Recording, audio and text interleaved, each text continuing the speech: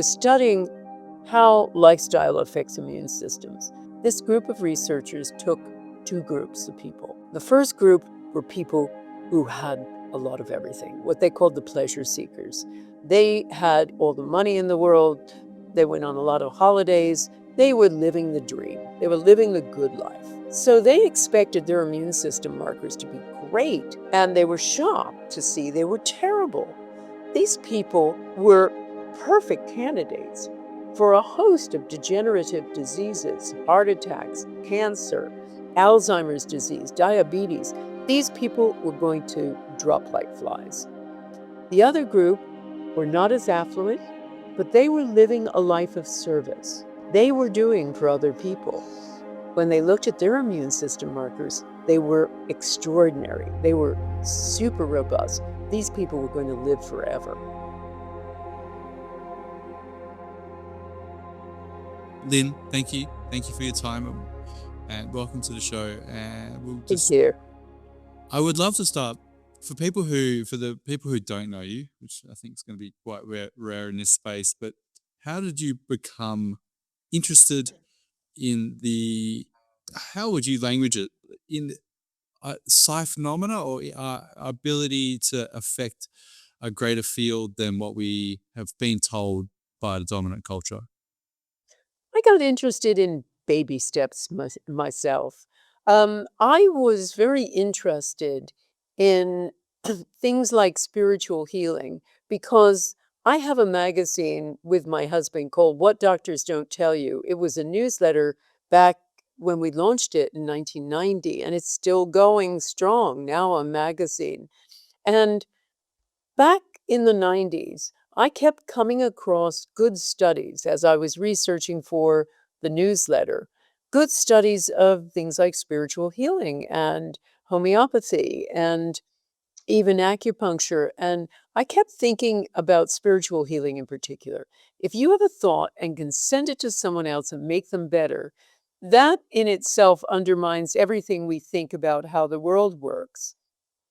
So I thought that at the time there must be something like human energy fields, but I didn't know what it was. So I thought, well, I'll just start by interviewing some scientists who have been involved in consciousness research. And because I have a background as an investigative reporter, my first book broke international baby selling rings, complete with hidden recorders, tape recorders, and all kinds of things like that. I have a real um, insistence on proof and evidence, and it's continued with me for all of my life. So I thought, well, I'll talk to these consciousness scientists and they'll explain it to me, and that'll be easy, and I'll write it up, and that'll be that. And I had convinced my publisher to let me go on this journey without really even knowing what I was doing. It was a journey without a compass. So once I started talking to these scientists, I realized very quickly that they were on the brink, each of them, of discovering a tiny patch of what compounded into a completely new scientific country. That they were all discovering something that was going to undermine everything we've thought about who we are and how the world works. So I realized very shortly, essentially with some alarm, that I was going to have to put this all together because they don't like to stretch beyond their own experimental findings. They don't like to speculate, scientists, and also they talk in math. They talk in code. So I realized I was going to have to turn this into plain English and put it all together, and that became my book, The Field. But there was one bit of unfinished business as far as I was concerned. That whole idea that first drew me to it, which was thoughts are things that affect other things. And they had done some very good scientific evidence showing that thoughts affect everything from single-celled organisms to full-fledged human beings. But I wanted to see how far we could take it. So the reporter in me, the journalist in me said, okay, let's test this. So I knew at the time, I knew a lot of scientists in consciousness research, and I also had a lot of readers because the field was in about 30 languages at the time. So I thought, well, if I just put them together, I'll have the biggest global laboratory in the world. And that's what I did. And that's what we created with the intention experiment, which kicked off in 2007 with the launch of the book. And so my interest in thoughts are things that affect other things grew from the idea of what would happen if lots of people were thinking the same thought at the same time, and how far can we take this? And that became my interest. And of course, to date, we've done 42 experiments, everything from trying to make seeds grow faster to purifying water to lowering violence in war torn areas to healing someone of post traumatic stress disorder. And of the 42, 38 have shown measurable, positive, mostly significant effects. So demonstrated it, but it's continued on my interest, study, and practice with my people around the world of group intention because it demonstrates more than anything I can think of the innate power we hold inside ourselves. Mm. I'd love just to define terms for people. Sure. This is not positive thinking. So I just want to, so when you're constructing these studies which are affecting matter in the real world, what would be a simplistic way of putting this for people when they think intention and thoughts are things, and how powerful the intention and thoughts are, and is there sort of an overarching modality for accessing and really getting traction with intention and thoughts? Sure. I mean, there are, and I teach, I have a master class, a Power of Eight Intention master class, a year-long course where I teach 13 keys to intention mastery. So intention isn't just prayer. It's not wishing and hoping. It's not just positive thinking. It's a very directed way of making a respectful request to the universe. With prayer, essentially, you you are subjugated. You're asking God to decide for you in most cases. You decide, thy will be done. With this, you're giving a very precise and very clear request to the universe. And so there's particular language, there's a best place to do it, a best time, um, all sorts of elements to it. But the languaging is really important. And even more important is being part of a group because I've seen over and over that groups supersize the effects.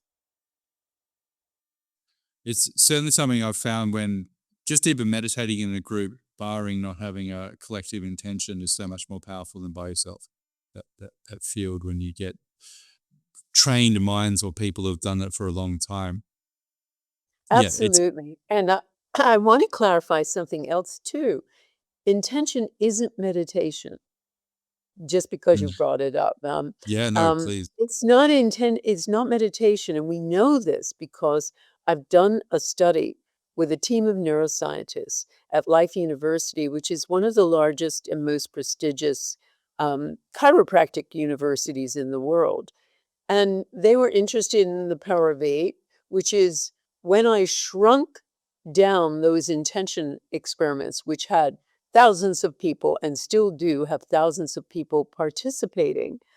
I shrunk it down to just little groups of eight to see if uh, you could do an intention for people in the group and it would have any effect. And it did. We were shocked when we did this in our first workshop. Um, uh, we thought it was just going to be a very mild feel good effect, but it wasn't. When we put people into groups of eight, which was just arbitrary, and just me thinking out loud, saying, "Oh, I don't know, maybe I'll put them in groups of eight or so, and have them do intention to someone in the group with a health challenge." And we were shocked when it worked. And someone who had bad arthritis of her knee and had been limping started walking normally that next day, and someone else with IBS said his or her gut was cleared. I can't remember whether it was a woman or a man. It was back in 2008. Um, we had somebody else uh, who felt depressed and said had suffered from depression for many years, and her depression was lifted. And finally, the most outrageous one, somebody who had cataracts and said they were about 80% better. And so I was completely shocked by this, but continued to practice with it. And when we did that study with Life University, we thought after taking, I think it was 7 groups of eight, 8 student volunteers. So they were just students who hadn't meditated before, hadn't done anything. We thought after putting an EEG cap on one member of each group who were the senders in the group, we thought it would look exactly like meditation, like a group of people meditating. We thought that would be the outcome on the EEG brain scans. It wasn't that at all. We saw brainwave activity that was nothing like meditation.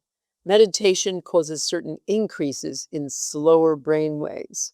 With our intention work, parts of the brain, particularly those involved with us feeling separate, the parietal lobes that sit back here, they tell us how to navigate through space. This is me, this is not me. They were dialed way down. And so were parts of the right frontal lobes, which are involved with worry, doubt, negativity. They were also dialed way down.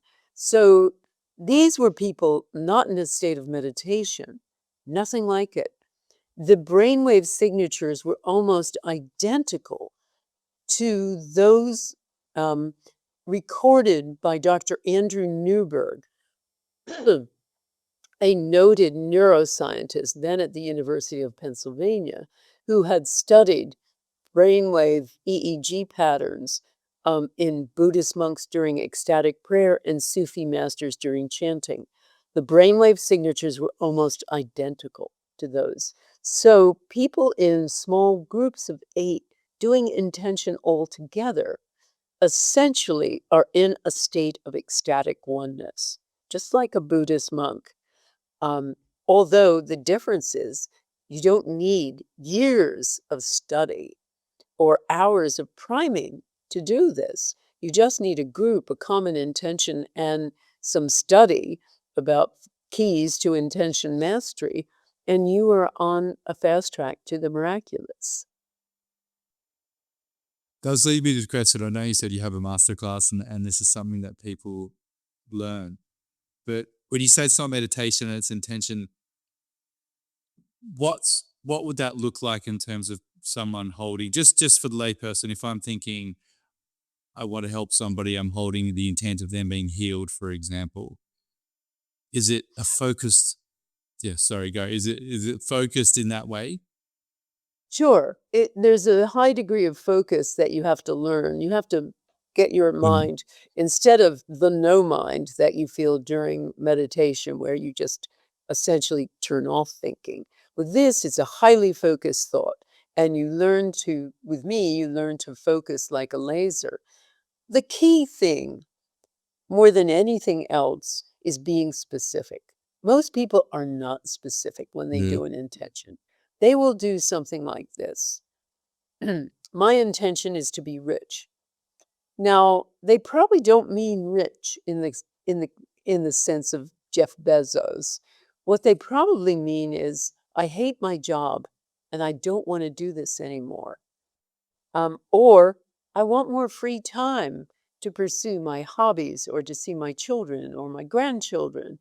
Or I want to change careers, or I don't want to work so hard. They don't necessarily mean they want to be rich. So I show people how to be specific, but it's really important to tell the universe what you want very specifically.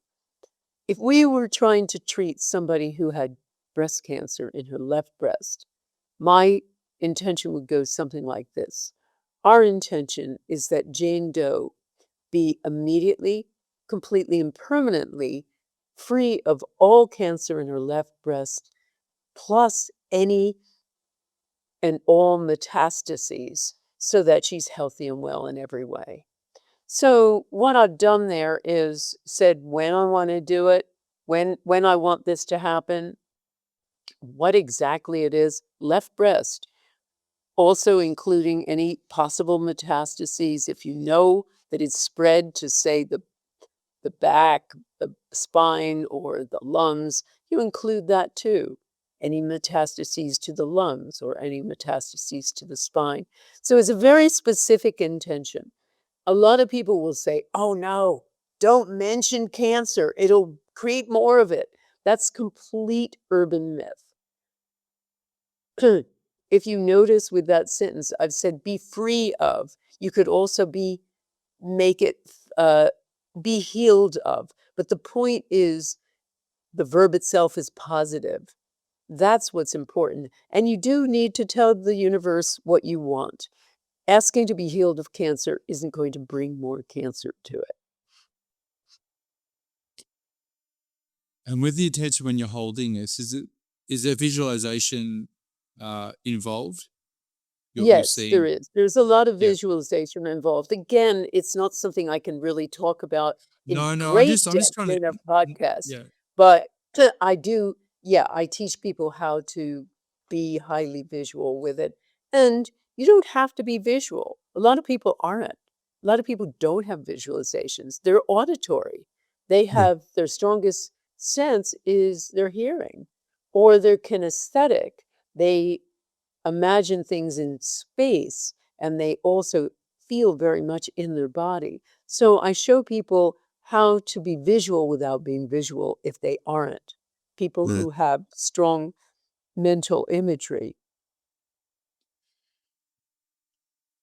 There's just so many things to talk about that are going on in my mind in terms of if I think of spooky action at a distance, if I'm getting into the quantum side of things of non-local reality and all of the things which you might hear thrown around, and then I'd bring it back to my own life in a very simple way, and the connection I would feel with my mother or something if she's unwell, and that or a mother has with their child, and that bond. Or to put it even more simply, if I'm walking through the day and I'm happy and I'm frowning at everyone and I'm angry, that's the world that's reflecting back at me. And the inverse, if I'm happy and I'm smiling at people, the world is an entirely different place. Sure. So with all the work you've done, have you have some sort of working thesis as to what's happening? I know it's very difficult to answer. It might be one of the deepest mysteries to existence. But I do have some knowledge of what's happening, I believe. Well, first of all, we have to understand that we aren't solid and stable things. We are vibrating packets of energy, and we have lots of energy in our body. We have um, electromagnetic energy, we have chemical energy, we have electric energy, we have quantum energy. We also have sound energy. Um, a new book of mine coming out at the end of this year is all about sound and how it creates the world. But we have all of those kinds of energies. So, at our most fundamental, we are packets of vibrating energy, these little subatomic particles, trading energy with other things out there, like a little tiny microscopic game of tennis. And there are these kinds of tennis games going on with all the things in all the world all the time. So we are trading energy out there all the time. We also um, aren't this energy is not locked inside our cells. It's also not locked inside our heads.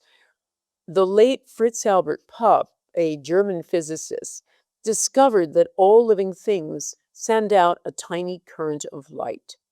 And it's a communication system, not only within the body, he found it was coming from DNA, it was spreading throughout the body, and it was also essentially a conductor. And they found that if you put, say, medicine on your hand, it would change the light there, but it would also change it globally throughout the body. So there was a communication system, a holistic communication system with this light. But he also discovered that it's being sent out there and being answered back essentially synchronicitously. In all kinds of animals and humans, he found that the light was going out and it was being essentially replied to by other people, so to speak. Now, studies that have been done by the University of Arizona have with equipment that can measure this faint light um, and count it photon by photon. That's light But particle by light particle. Found that when healers are attempting to heal other people with intention, they put their hands into this system that this light type box that measures that photographs and measures the light. He's found that the light increases from their dominant hand. So energy that suggests that the light is going out of us and that those subatomic particles that make up our thoughts are somehow trespassers. So we don't know if that's the exact mechanism. It certainly is affecting it. But we know from many studies that it is non-local, spooky action as at a distance, as you say, but it also and it can affect things at any distance. But we also see that thoughts are trespassers. Thoughts are things that affect other things. I'll give you an example from one of my intention experiments. It was one of my early ones. I was in Australia, in Sydney, Australia, and I was speaking in front of a group of about 700 people. And we decided to do an experiment to see if seeds could grow faster. So I was working with different scientists at different universities. For this one, I chose Dr. Gary Schwartz, a noted psychologist at the University of Arizona. He has an entire laboratory that studies consciousness research. And we got 4 sets of seeds together, 30 seeds each. He photographed the seeds, sent them to me, and then I had my audience in Sydney choose one of the sets of seeds. Let's say we chose seeds A. We didn't tell the scientists which seeds we were doing. We did an intention for those seeds to grow a precise amount of centimeters in a certain amount of time. When we were done, we told the scientists we were done. We still didn't unblind the study, didn't tell them which seeds it was. And that was their cue to plant all 4 sets of seeds. 5 days later, they measured them. And only after they had their measurements did I unblind the study. And lo and behold, the seeds sent intention were significantly higher than the controls. Now, we ran that experiment 5 more times in 5 different locations in Rhinebeck, New York, in South Carolina, in Dallas, Texas, Los Angeles, and then I ran it over the internet with my audience around the world. Every single time, the seed sent intention grew significantly higher than controls. So let's unpack that first study for a moment. I'm in Sydney, Australia, as is my audience, sending intention. The seeds, meanwhile, are back in Tucson, Arizona, 8,000 miles away. So we're having that effect despite that distance. But the other amazing thing about it is we're not sending intention in Sydney to seeds themselves. We're sending intention to a photograph of the seeds, a symbolic representation of the seeds, and yet we had an effect. That, to me, demonstrates that we have a kind of mental, non-local capacity more than Mm. anything else. Mm. I actually know someone who has the ability to look at, she's a healer and she can look at images of people and give you very specific details almost immediately. Actually happened to me here at lunch yesterday where she did it for somebody and the person who she was doing it for is not as acquainted as I am with this and they were just like flabbergasted. Like, Yeah. Like, and Yeah. I had to say I haven't told her anything. Like this is Yeah. this is not being some sort of sleight of hand. That's I can't even get my head around how this works. Like, I mean, other than that what you said, but when you start extrapolating it to a photo and not just a person, like the light goes a long way to explaining. But what on Yeah. earth is How going does on? this, we have to move beyond the idea that we are solid and stable and separate Yeah. entities operating according to fixed laws in time and space. That whole Newtonian notion. We are Mm, not that. As an article said in Nature a few years ago, the universe is mental. It's mental, not crazy, but mental, a projection, yeah. etc. We're only beginning to understand how the universe really works and also how we work. And we're only beginning to understand the latent capacities we have, not just for seeing inside people, not just for remote viewing, that is, seeing beyond your senses, not just for non local effects, but also for healing and how that gets magnified in every way in a group. Now, as I said, when I started this in 2008, I started putting people into small groups, didn't expect anything to happen, and have been continually shocked over the years from 2008. So that's getting on to, in a few years, it'll be 20 Yes. years. Wow. I've observed people heal all sorts of things. Now, in power vape groups, as I say, I came up with the name just because I was kicking around with my husband um, and our team what to do in these workshops. And I said, I don't know, maybe I'll put them in groups of 8 or so, have them send intention to each other and see what happens. And my husband's also a journalist and a great headline writer. And he pointed to me and he said, I love it, the power of 8. And that's how we got the name. He came up with it, not me. But the point is, I've been studying Power of 8 groups for all this time, putting tens of thousands of people by now into groups. And I've had the most extraordinary healings. Laurie McLeod, going blind, had two detached retinas. Doctors could do nothing for her. So she joined my master class.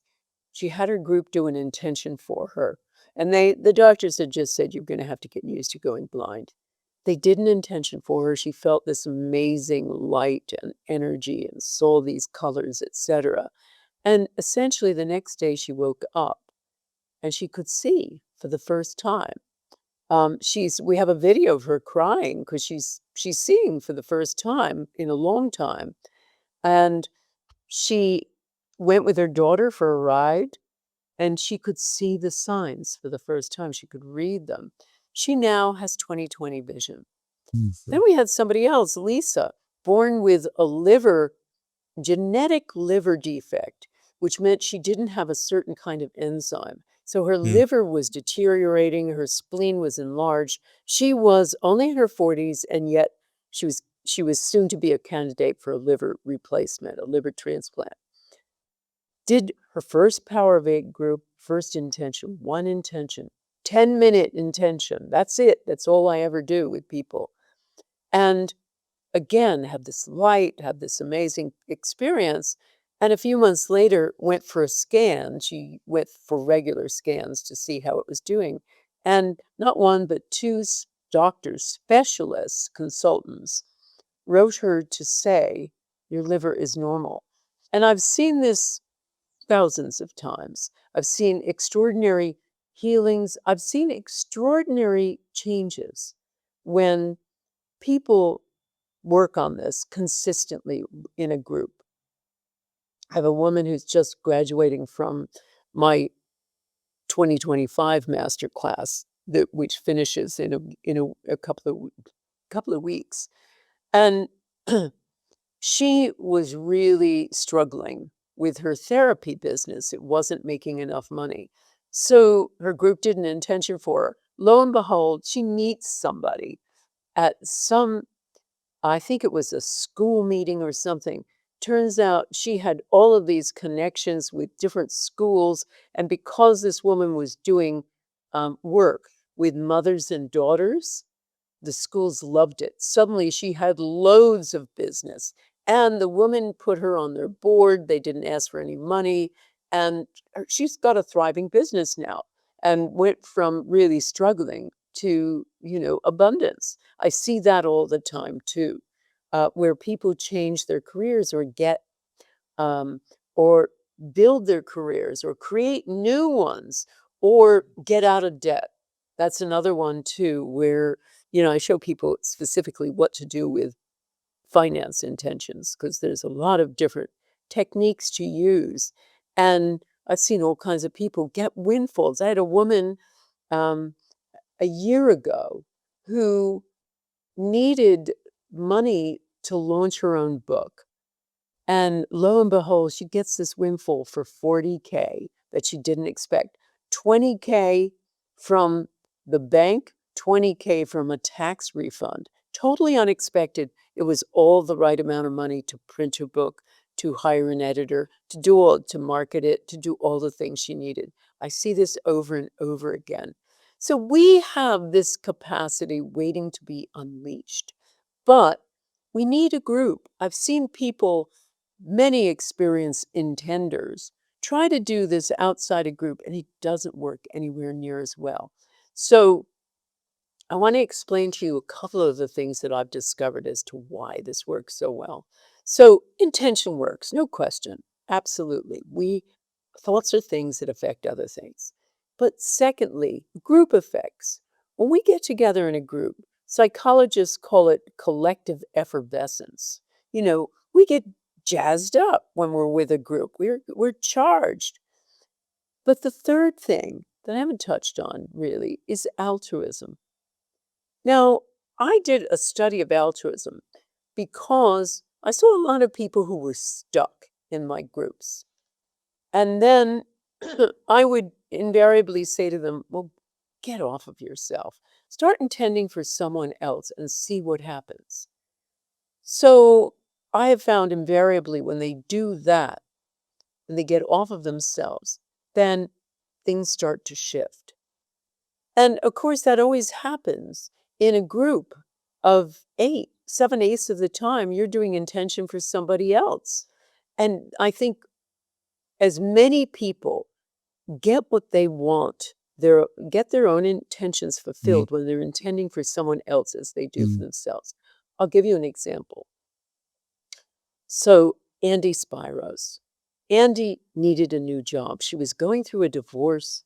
She had 2 small children. She had sold her gift store business. She needed a job, and nothing her group could do could help her.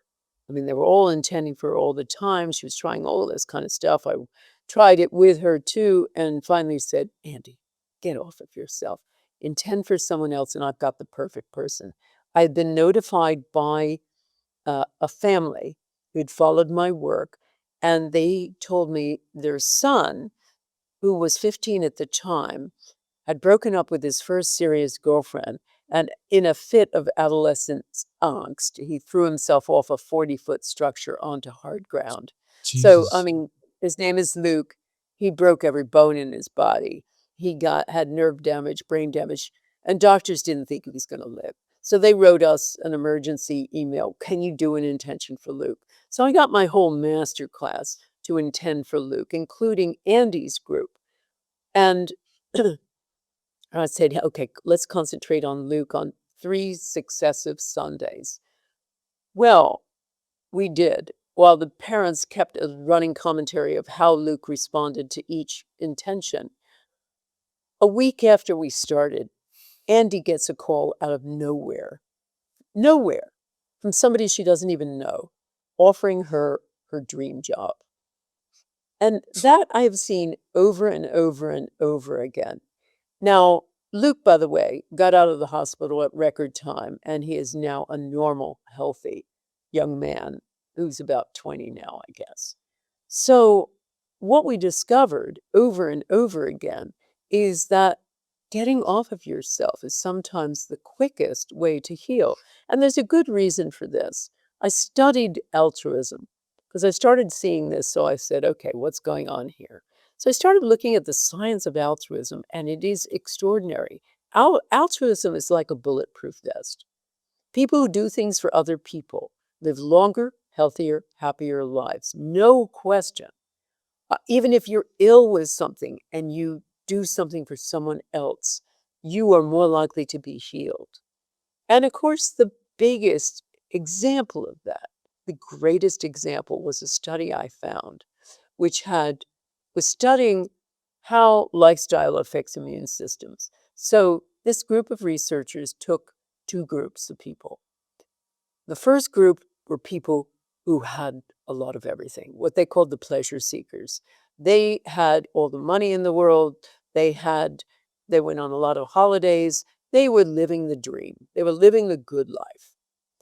So they expected their immune system markers to be great, and they were shocked to see they were terrible. These people were perfect candidates for a host of degenerative diseases, heart attacks, cancer, Alzheimer's disease, diabetes. These people were going to drop like flies. The other group were not as affluent, but they were living a life of service. They were doing for other people. When they looked at their immune system markers, they were extraordinary. They were super robust. These people were going to live forever. So that is the difference there. Altruism is a powerful element of this. People heal oftentimes when they get off themselves. Now, the final reason why this works so well is oneness. People over and over report to me that they get into an altered state during a Power of Eight group. They feel this extraordinary energy. A lot of them go off into essentially a mystical state. And as I said, they have brainwave signatures that mirror that. Absolutely. They're in some sort of altered state. Now, we all talk about, hey, we're all one, but we don't live that way. We live in lonely separation more now than ever. We've not really recovered from the loneliness and separation of COVID. We are still more and more just locked inside our own little houses in our own little lives and not really connecting out, which is very, very dangerous. We need to be in community. We need to belong, essentially more than we need to breathe. I wrote all about that in my book, The Bond, where I wanted to see whether Darwin was right. Were we meant to live a life of competitive individualism? And the absolutely scientific, overwhelming answer to that is no. We were always meant to belong. We always need to connect. And what happens? We don't live that way. We live in a kind of desperate sense of separation. Lonely people on a lonely planet in a lonely universe. But we do, when we connect in a Power of Eight group, we feel oneness. That's what people say. And that is what my brainwave study demonstrated. People were in a state of ecstatic oneness. And I believe that is the state where miracles really happen. I'm fascinated to hear how studying all of this work has changed your relationship with your internal dialogue and thoughts. Well, I am a fairly positive person anyway. I mean, I work hard. But I'm a very positive person. I have a very blessed life too. I have a husband of 35 years. I have two gorgeous grown-up daughters. They both work for us. They both are close to us. We see them all the time. I have a little granddaughter who's so gorgeous. Um, and I have a great life. I have a really happy life. And I feel positive now. And I've reached the age when I've been able to see that when there are hard times, you will get through them. And that is one of the blessings of, I think, getting a bit older is you've lived through a lot of crises in your life and you know how to navigate around them. And so I I love that. I think it was Rudyard Kipling quote about, ignore those two imposters, success and failure, because they are imposters. And you just need to know, okay, life is going to be, life cannot be always perfect. We anybody who says you don't ever have to suffer again, or you don't ever have to have any kind of difficulties again, is lying to you. It's not about your difficulties, because we're all going to face them at some time. It's about your ability to navigate through them and to deal with them and to know this is only now and there will be another now that will be different. I could walk out of here and get run over by a truck tomorrow. Mm. Um, anything could happen at any moment, but what I try to help people be is drivers in their own life. And I feel that it has helped me become a driver in my own life too. I've definitely, of the last, I can't remember, maybe a couple of years, have become very vigilant with understanding that my thoughts aren't just in my mind and that they're things projecting outwards. So it reframes how I interact with reality so much, or what we deem reality, so much more cautious. I almost want to say cautiously, because I think a lot of us let our minds just run through Oh, we well-worn all let patterns. our minds, yeah, And we all yeah, let our minds run. Yeah. but catching it when I'm, particularly if I'm thinking negatively about a situation or people, and just catching that, is this true? How do I know this? Before, because I've had experiences where I've literally manifested the thing I don't want due to Yeah. focusing maniacally on that pattern of thought. Absolutely, and, the universe is listening all the time. I mean, Mm. that's one of the things I teach my students is how to police your thoughts, how to become conscious of what you're thinking all the time, and most people are shocked when they actually stop long enough to hear what they're thinking all the time. They are amazed by it, and they learn to start policing it a bit. We can't, it's the constant narrator that's telling us, Mm. look how you muffed that one. Your bum looks big in that one. God, I hate your hair.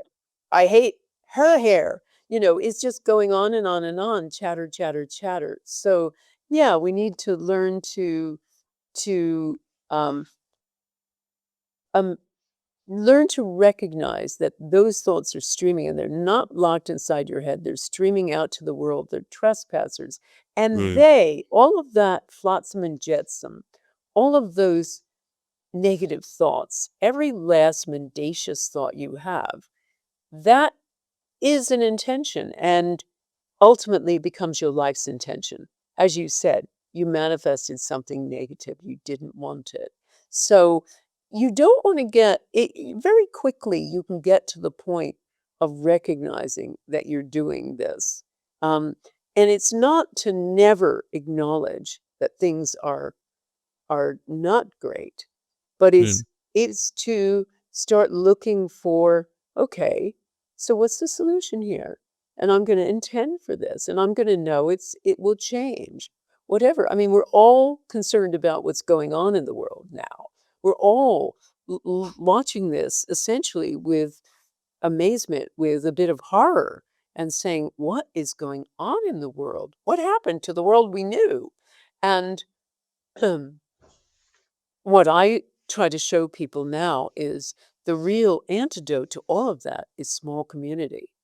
And that's why I keep coming back to, for Mm. me, the big answer to all of this is ending the kind of isolation we have now and being part of a little greater whole, because that is what the human experience is meant to be.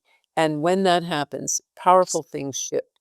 What I'm trying to help people with is in my community and elsewhere is to connect on just a small level and watch miracles happen, but also miracles start happening in your community. I have people intending for the weather changing in their community and all kinds of things, and it works. It works. They've set up little scientific experiments, little mini versions of an intention experiment, and it works.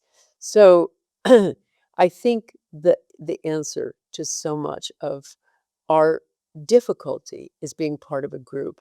I have a guy called Jerry, and I have many people. I have a woman who is taking my master class for the fifth time, believe it or not. And I keep saying, Vicky, you're going to learn the same stuff. She says, no, I learn different things each time, and I have a new group. So I have a guy called Jerry, took my master class during COVID. So, of course, he was in lockdown. He was in America. He's in lockdown. And at the end of the year, he booked it again. And I said, Jerry, you're going to learn the same stuff. And he said, no, because I felt more love during COVID, this is during lockdown, than I've ever felt at any other point of my life. And then at the end of the second year, he said, I now know what love is. Because when you have a group of strangers, is the way they start out, sending intention to you, no strings attached. They've got your back. They're doing things for you just for the sake of helping you. That is the most powerful feeling you can have. These guys have my back. We don't have that in our lives anymore. You know, we may have families that we have ruptures with, or something happens, something doesn't get along, or whatever. Here you've got a group of 8, and they've all there for you. And that is powerful, and it's transformational. I'd love to finish because I'd love to hear you quickly talk about the intention experiments with creating less violence and peace, because you just alluded to it. So many people feel like the world is fractured fundamentally, and Mhm. that it's almost unimaginable to think of a stability in the world how we past generations might have felt. There's so much influx. I mean, we could pick one of 5 big topics to have an end of the world discussion about. Yet the light in the darkness that I find that has been discussed through the ages is when we change, reality changes. Mhm. Profound, very difficult to implement on an individual level because it's something we all need to come to at our own rate. But can you just quickly talk to the those intention experiments with creating peace and creating change in areas which were violent? Sure. We've run about 10 or 11 of them now, and every single one has demonstrated an effect. Let me give you an example of the latest, and that Mm. is last February 1st, we did an intention for Washington, D.C., because it was right after the presidential election. The last election had erupted in so much violence in the Capitol building, so I thought it was a good thing. But whenever I do these intention experiments, I do scientific experiments. We choose particular areas of high violence, and then we measure the effects and we compare it to the other parts of that are around that area. So with this one, we chose the 3 most violent areas of Washington, D.C., which is set up in different little districts. And we Mm. chose 3 of the most violent areas where there is a lot of drugs, a lot of gang stuff. Washington, D.C. has areas that are among the most violent in the country. And I also chose these 3 areas because they were just across the river from the Capitol building. So I was hoping that some of this peace might waft across the river. So we did an intention to lower violence in those 3 areas. Then we had to patiently wait for 6 months to see what had happened.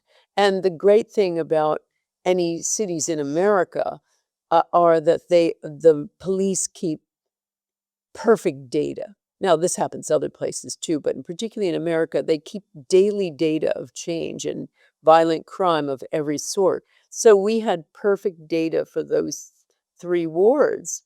So we Mm. looked at all 3 of them, and every single one had a drop of violence, precipitous drop of violence that happened right after February 1st. And the upshot was violence went down by 42% compared to the year before. And this was Unbelievable. before President Trump sent in the National Guard to peacekeep. We looked only to the beginning of August, which was right before the time he did it. And there was this giant drop. And that mirrored what we had done about 7 years before, doing an intention for St. Louis, Missouri, the most violent place in America. And we found violence went down in the neighborhood we chose, which was Fairground, is called Fairground.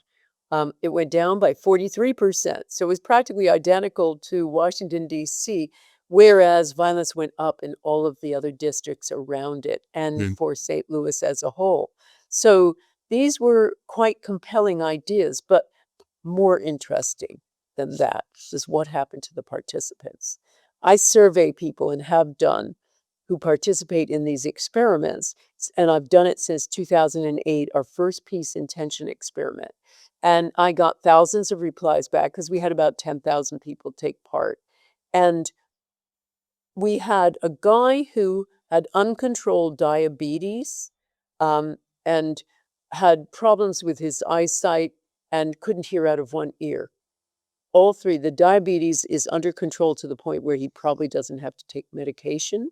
He's got his eyesight back and he's beginning to hear in that ear again. This is right after the experiment. We've had a couple of people with mental issues who were healed, people healing their relationships, people having a completely different view of life about consistently in all of these, and it happened February 1st, about 40% um, heal something in their bodies or improve some sort of um, condition that they have. About 30 to 40% heal a relationship of theirs. They get closer to their estranged children or their estranged parents or their partner or their not so nice boss. And then we also found that consistently every single time, 50%, half of the people who take part feel more love for everyone they come in contact with.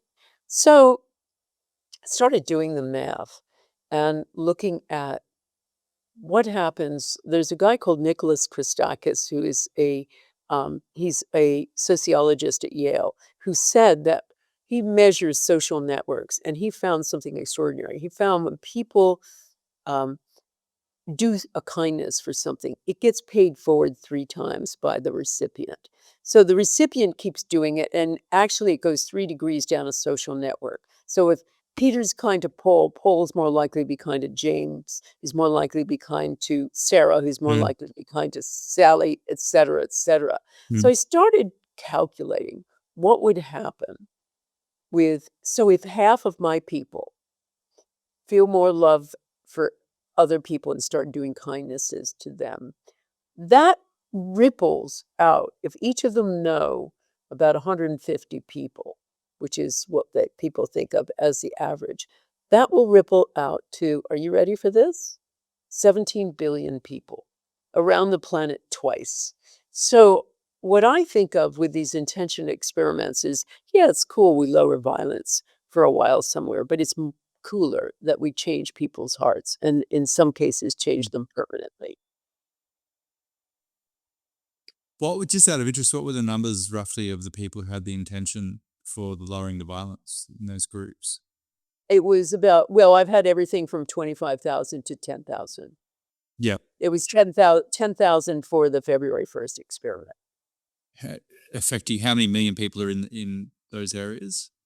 I'm just trying to understand from an impact point of view how few people comparative to the group. Well, I don't know the population in the 3 parts of Washington, D.C., but we're not measuring that people and their impact. We're measuring violence being lowered, and that we have data on.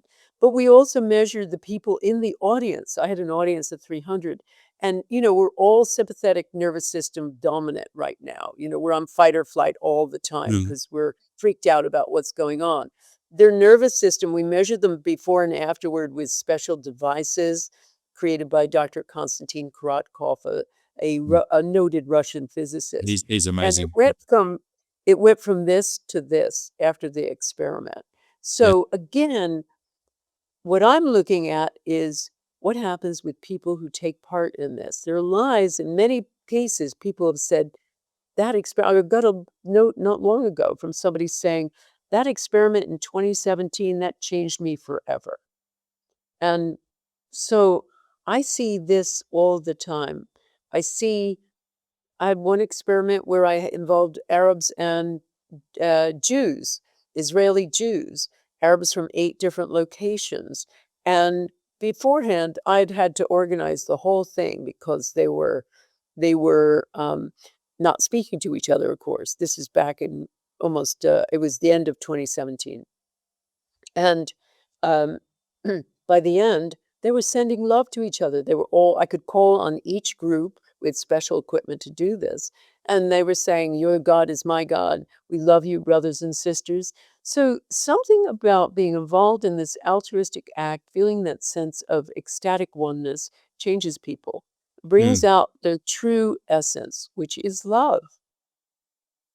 It'd be absolutely. I mean, it'd be fascinating to see the brain of when they're in this ecstatic state comparative to the research that's done on psilocybin, where they have the unification of the two fields and people feel this oneness that they'd never felt before, and get rid of all forms of traumatic PTSD and so on, because for the first time they felt connected.